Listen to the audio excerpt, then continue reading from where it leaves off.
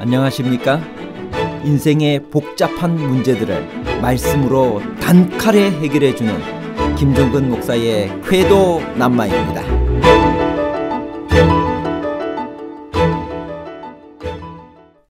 에스더 10장에는 아수에로 왕의 치적만 나오나요? 아니면 아수에로 왕의 치적과 모르드게의 치적 모두를 언급하고 있나요? 아수에로 왕의 치적만과 모르드게의 치적도에 관한 복잡한 문제를 하나님의 말씀의 가르침으로 명쾌하게 해결해 드리겠습니다. 아수에로 왕은 어떤 사람인가요? 에스더 10장 1절. 아수에로 왕이 그의 본토와 바다 섬들로 하여금 조공을 바치게 하였더라. 페르시아의 5번째 왕 아수에로 크세르크세스는 다리오의 뒤를 이어 왕위에 올라 BC 486년에서 465년간 통치했습니다. 이어서 그의 아들 아닥사스다가 왕위를 계승했습니다. 다리오 왕의 통치 말년과 그의 아들이자 계승자인 아수에로의 통치 초기에 바사 제국은 권세의 절정에 있었습니다. 다리오 히스타스페스는 거국적인 세금을 징수했던 최초의 바사 왕이었습니다. 그러나 크세르크세스, 아수에로는 조공을 거두어 드리는데 특출한 인물이었습니다. 조공은 때에 따라 조정되기는 했지만 크세르크세스는 손해가 막심했던 그리스 원정에서 돌아온 후에는 세금을 거둬들일 필요가 더욱 절실했을 것입니다. 아수에로가 다스렸던 영토는 얼마나 광대했나요? 에스더 1장 1절. 이 일은 아수에로 왕 때에 있었던 일이니 아수에로는 인도로부터 구스까지 127지방을 다스리는 왕이라. 에스더 1장 1절에 의하면 아수에로 시대에 그의 영토는 북동쪽으로는 인도의 국경에서 남서쪽으로는 구스의 북쪽 경계까지 확장되었습니다. 동쪽에서 서쪽까지 그 길이는 약 4,800km이고 그 폭은 800에서 2,400km로 다양했습니다. 수산은 바사 제국의 수도 가운데 하나였으며 앙메다 및 페르세폴리스와 함께 제국의 수도로서의 영예를 함께 누렸습니다.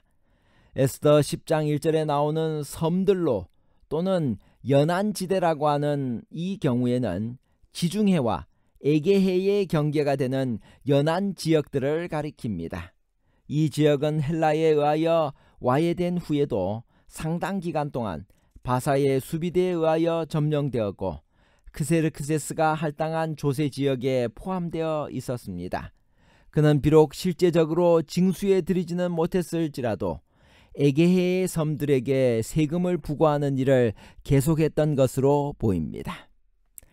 아수에로의 치적을 말하면서 모르드게를 높여 존귀하게 한 사적이 메대와 바사 왕들의 일기에 기록되었다는 것을 언급한 이유가 무엇일까요? 에스더 10장 2절.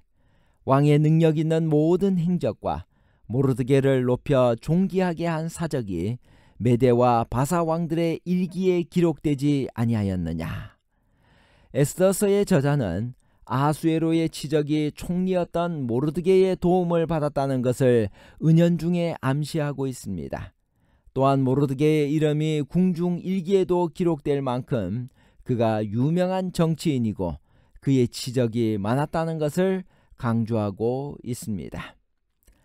아수에로와 모르드게의 치적을 비교해보고 우리가 느끼는 것은 무엇인가요? 우리는 살아가면서 어떤 종류의 치적을 남겨야 할까요? 에스더 10장 3절. 유다인 모르드게가 아수에로 왕의 다음이 되고 유다인 중에 크게 존경받고 그의 허다한 형제에게 사랑을 받고 그의 백성의 이익을 도모하며 그의 모든 종족을 안위하였더라. 아수에로의 치적이 영토 확장과 조공을 받은 것이라면 모르드게의 치적은 좀 더 인간적인 것이었습니다. 그는 백성들에게 존경받고 사랑받았으며 무슨 일을 하든지 백성의 이익을 먼저 도모하는 훌륭한 정치인이었습니다. 어떤 것이 참으로 가치 있는 치적인지 우리 모두는 생각해 보아야 합니다. 모르드게는 어떤 사람이었나요? 그가 백성들에게 존경을 받고 사랑을 받은 이유가 무엇인가요? 에스더 10장 3절.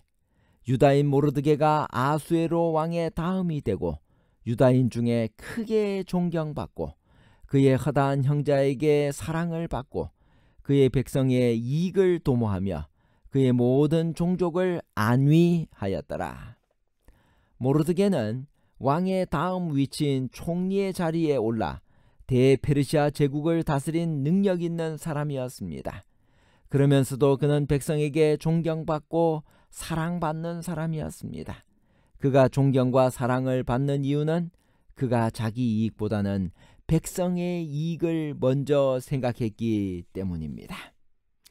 이제 선지자와 왕 601페이지에서 606페이지에 있는 말씀을 함께 나누도록 하겠습니다. 에스더가 직면한 위기는 신속하고도 열렬한 활동을 요구하였으나 그와 모르드게는 하나님께서 그들을 위하여 힘있게 일하지 아니하시면 그들 자신의 노력은 아무 소용이 없으리라는 사실을 깨달았다. 그리하여 에스더는 자기의 능력의 근원이신 하나님과 교통할 시간을 가졌다. 모르드게에게 지시하기를 당신은 가서 수산에 있는 유다인을 다 모으고 나를 위하여 금식하되 밤낮 3일을 먹지도 말고 마시지도 마소서. 나도 나의 시녀로 더불어 그렇게 금식한 후에 규례를 어기고 왕에게 나아가리니 죽으면 죽으리이다고 하였다. 신속히 연달아 일어난 사건들, 왕 앞에 나타난 에스더, 그가 받은 현저한 은총, 단 한 사람의 빈객인 하만과 왕과 왕후의 잔치, 잠이 오지 않는 왕, 대중 앞에서 명예롭게 된 모르드게, 악한 음모가 발견되었을 때 하만의 굴욕과 죽음, 이 모든 사건은 익히 아는 이야기이다. 하나님께서는 회개한 당신의 백성을 위하여 기이하게 일하셨으므로 저희 생명을 보존하라는 조서는 왕의 명이 심히 급함으로 인하여 군마를 탄 역졸들에 의해 나라 각 지방에 속히 전달되었다. 그들을 멸하기 위하여 정한 날에 유다인들이 아수에로 왕의 각도 각읍에 모여 자기를 해하고자 하는 자를 죽이려 하니 모든 민족이 저희를 두려워하여 능히 막을 자가 없었다. 모르드게는 전에 하만이 차지했던 영광의 지위를 얻었다. 그는 아수에로 왕의 다음이 되고 유다인 중에 존대하여 그 허다한 형제에게 괴임을 받았고 이스라엘의 행복을 증진시키고자 노력하였다. 이와 같이 하나님께서는 당신의 선민을 다시 한번 메데바사 궁정에서 은총을 입게 하셨고 그들을 저들의 고국으로 돌아가게 하는 당신의 목적을 성취시키기에 가능하게 하셨다. 그러나 이 일은 크세르크세스 대왕의 후계자 아닥사스다 1세 제7년에 에스라의 지도하에 상당한 수요가 예루살렘으로 돌아간 후에도 여러 해가 지나기까지는 성취되지 아니하였다. 에스더 시대의 하나님의 백성에게 이런 시련은 그 시대에 국한된 특별한 경험이 아니다. 세상 끝날까지 여러 세대를 내려다본 계시자는 용이 여자에게 분노하여 돌아가서 그 여자의 남은 자손 곧 하나님의 계명을 지키며 예수의 증거를 가진 자들로 더불어 싸우려고 바다 모래 위에 섰더라고 선포하였다. 오늘날 세상에 살고 있는 어떤 이들은 이 말씀이 성취된 것을 볼 것이다. 과거 여러 시대를 통하여 사람들로 하여금 참 기회를 박해하게 한 동일한 정신이 장래에도 하나님께 대한 충성을 지키는 사람들에게 동일한 행동을 하고자 할 것이다. 지금도 이 마지막 대투쟁을 위한 준비가 이루어지고 있다. 하나님의 남은 백성에 대하여 최후의 공포될 법령은 아수에로가 유다인들에게 내린 법령과 매우 비슷한 것이다. 오늘날 참교회의 원수들은 안식일 계명을 지키는 적은 무리 가운데서 되골문에서의 모르드게와 같은 사람을 본다.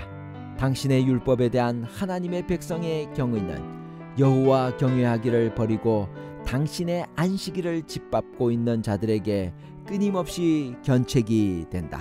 결론입니다. 첫째, 에스더 10장에는 아하수에로 왕의 치적만 나오는 것이 아니라 아하수에로 왕의 치적과 모르드게의 치적 모두를 언급하고 있습니다. 둘째, 아하수에로의 치적이 영토 확장과 조공을 받는 것이라면 모르드게의 치적은 좀 더 인간적인 것이었습니다. 그는 백성들에게 존경받고 사랑받았으며 무슨 일을 하든지 백성의 이익을 먼저 도모하는 훌륭한 정치인이었습니다. 셋째, 모르드게는 왕의 다음 위치인 총리의 자리에 올라 대페르시아 제국을 다스린 능력 있는 사람이었습니다. 그러면서도 그는 백성에게 존경받고 사랑받는 사람이었습니다. 모르드게의 삶에서 배울 교훈은 사람들에게 존경과 사랑을 받았고 자기보다 백성의 이익을 도모했고 주변 모든 사람의 안위를 위해 일했습니다. 감사합니다.